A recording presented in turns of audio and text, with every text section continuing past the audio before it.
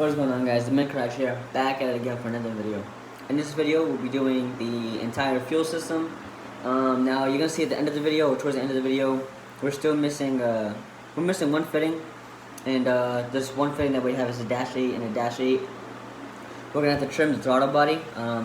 That's probably gonna be in the next video, but this video we'll go over the whole fuel system, what I have for parts, and how I routed all my lines.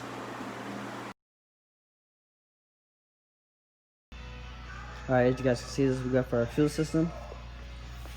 We got some dash 6 and dash 8 AN lines with a bunch of fittings. We have this 4 fuel filter right here. The lines are 20 feet each, so I mean I have more than enough that I need. We have these Walbro 450 pumps. Let's see. FIC 1000cc injectors.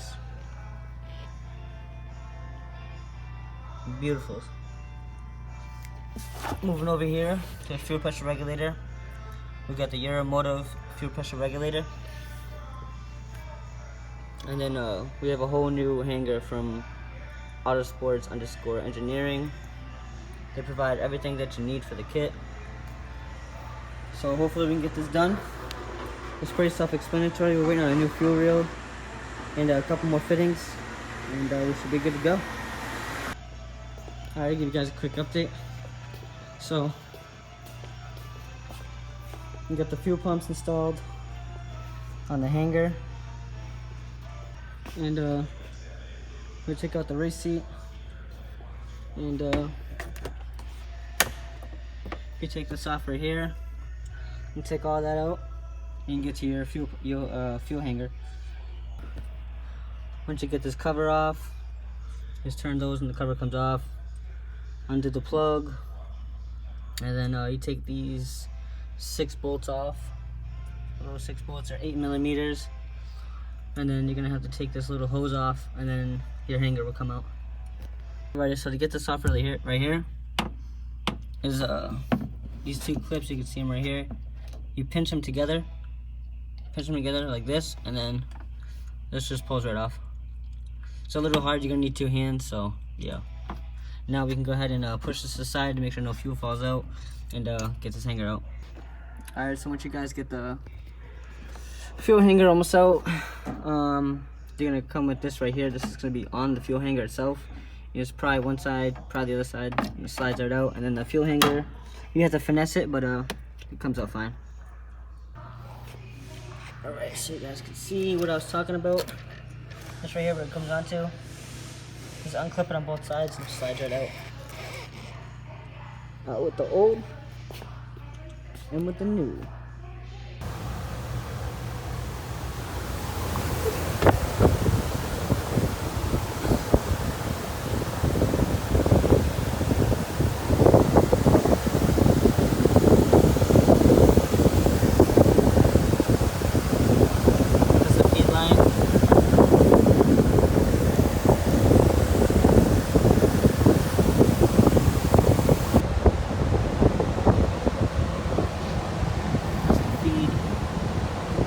Trend lines going.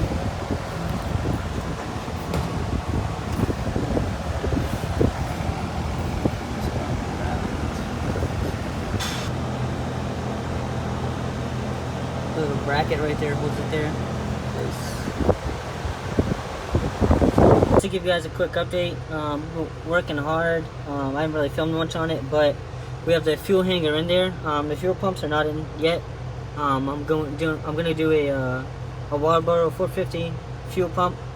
But anyways, we have the fuel feed, fuel return lines. Let me show you guys at the bottom how I routed it. You can see it came down through the factory hole, and I just pushed it in all the way up.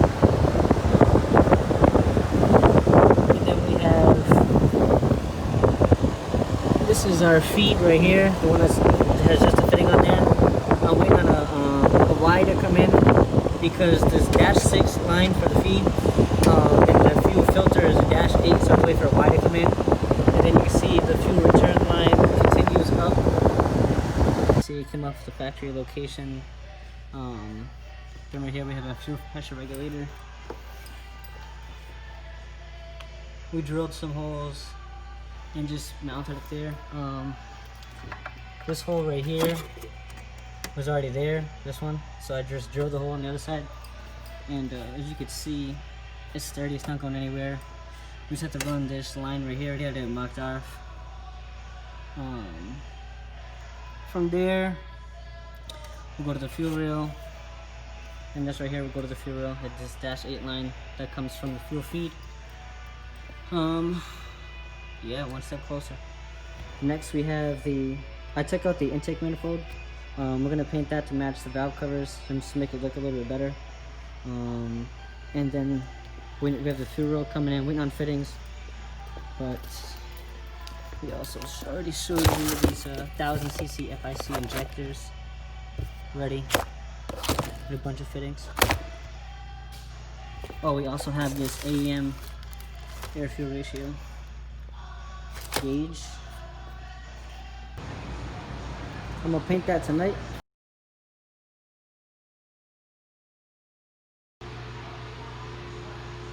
All it came with was these 3 things right here. The screws and then the fuel rail, that's it. Alright, to give you guys an update and a quick overview of exactly what we did. We have the Radion fuel rail right here. We have a 180. I need to put the fitting on there, but we have the 180. It's going underneath the tuck, so it looks nice and smooth. It goes down, and then the turn line, the fuel pressure regulator, and then I'm a zip tie. I'm gonna drill holes in the back and zip tie, so that all looks nice in the back. But then they both go down, but they come down from the side of the engine, as you guys seen before. And we have our Y fitting. I need to make another dash 6 line to that, and then I need a fitting right here. So what we got left is we have to make a 90 from here, another 90 down. I'm just gonna go to the blow-off valve and then to the intercooler. This side of the intercooler is already all set. Let's put the piping back on. The fuel system's all set, minus those 2 fittings. I put that on. I have to notch that right there a little bit. You guys can see it's not gonna fit, so I have to cut that a little bit so it fits. And then I need a fitting from the fuel filter to the line. I had to order the part from Drift Motion. It's a new high pressure line for the power steering. Then I'll plumb that up. Then ECU wiring and a battery, start it up. Thank you guys so much for watching. If you liked today's video, don't forget the subscribe button down below. Also like, throw down comments of what you guys think or things you think I should change or what you did.